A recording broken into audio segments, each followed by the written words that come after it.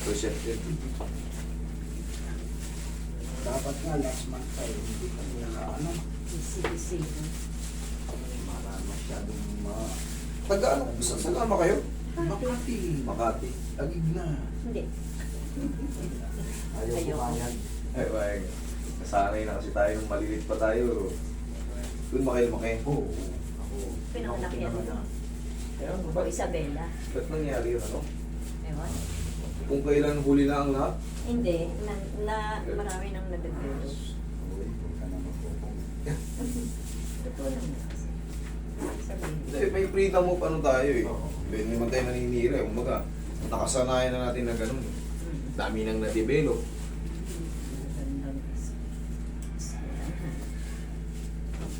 Tapos biglang magbabago, di ba?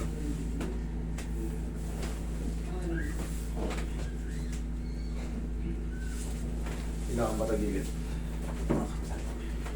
Ano? Okay na, no? Nakuha ko pa ng technique na Oo, kasi ikaw nandito ka na sa larangan na ganito. Pag-aralan mo itong ganung posisyon mo, tandaan mo, very safe yan. Yan o. Yan. Tandaan mo, yun nasa taas, nakatupi, sa ilalim, diretso. Yung posisyon ng kamay na yan, para may lusot mo to. Kung hindi mo may lusot yan, dito mo hawakan. Pero kasi ito, may pectus to eh. Yung ganito, meron dinidinan din dito, relax lang. O kaya, ganito. Pag L5S1, pero kailangan matutunan nyo yung mga anatomy rule kasi may pectus to. Dito sa mga pagbaba. Pag hindi tumunog, walang problema. Basta na-stretch mo lang. Huwag mong pilitin. Ibig sabihin, tama lang yung posisyon tapak. Ibig sabihin, okay lang yun. Walang problema yun. Pero kung talagang in pain siya, doon natin pipilitin. Kumbaga, iusog natin yung mga posisyon. Yun kailangan. Medyo mahaba-habang estimation sa ano yun, pag-aaral. Hindi porkit hindi tumunog, ulit-ulitin niya, pero wala naman siya nararamdaman. Baka may maramdaman na sa susunod. Tumunog, bali na. Na-dislocate mo na siya. Kaya kailangan magaling ka rin mag-obserba. Ano yung may mga pasyente mo, lalo yung may mga high blood, nakadapa dyan. Hindi na ako nag-aano ngayon ni Master na malalaki mga bata na pumibali, may ganun lang sila. Kasi mga bata maliligot daw. Lalagnat, pag nindot ko naman, wala naman. Oo, yan. Plus-plus lang ng pagmamahal. Oo, sa mga bata na ano lang, ganun. Ay, buti naman wala yung lagnat yan, tsaka ano na siya, okay no, wala na yung ubo, wala na yung ganun naman sila sa akin. Very good. Ako lumaki, eto, lola niyang buo. Pinakasigat na manghihilot dito.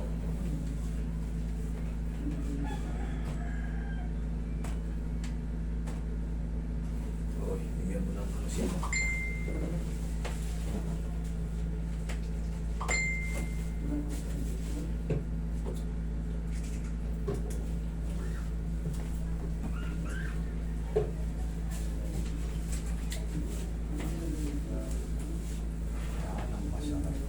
Oo. Hindi ako ginayin yun. Oo, hindi mo tayo na kayo. Yun yung mga ano ngayon eh. Tihaya. Yung mga application natin ngayon dito. Door to door din ang pick up.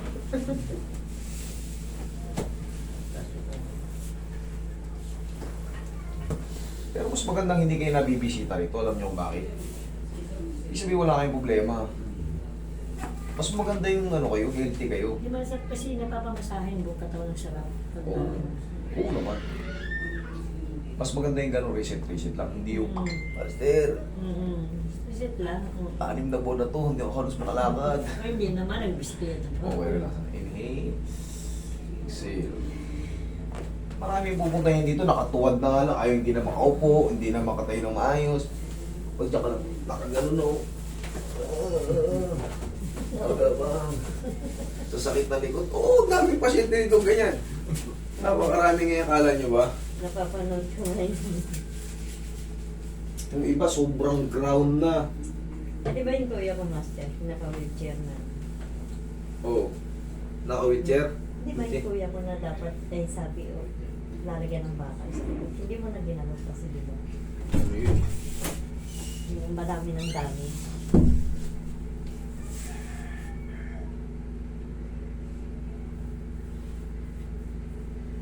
Okay, thanks.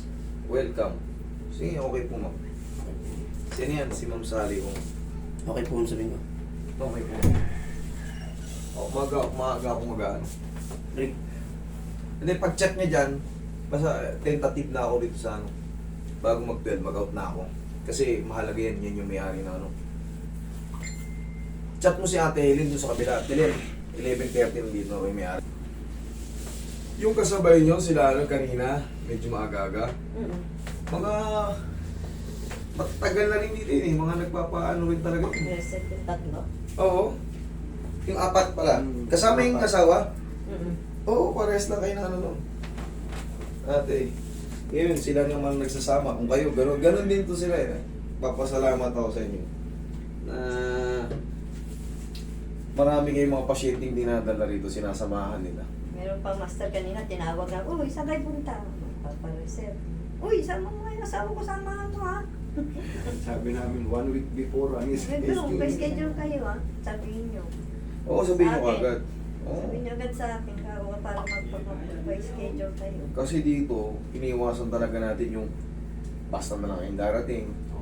Kawawa kayo pagka ano, ayoko mangyari magkatampuhan tayo.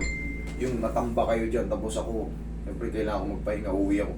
Alin, tsaka kayo matulog. Yung iba kasi galing Sambuanga, galing Lawag, Leyte, Iba talaga Batangas. nag-schedule. Kumbaga ang layo. Tapos hindi ko mahihilot, magtatampo kayo sa akin, kaya ang ina-schedule ko, yung kaya ko sa maghapon. Yun lang. Kasi ayoko yung matatambay kayo dito. Yung ibang diskarte kasi, pinapatambak-tambak doon hanggang madaling araw. Ayoko nang ganun. Oh. Kawawa yung tao.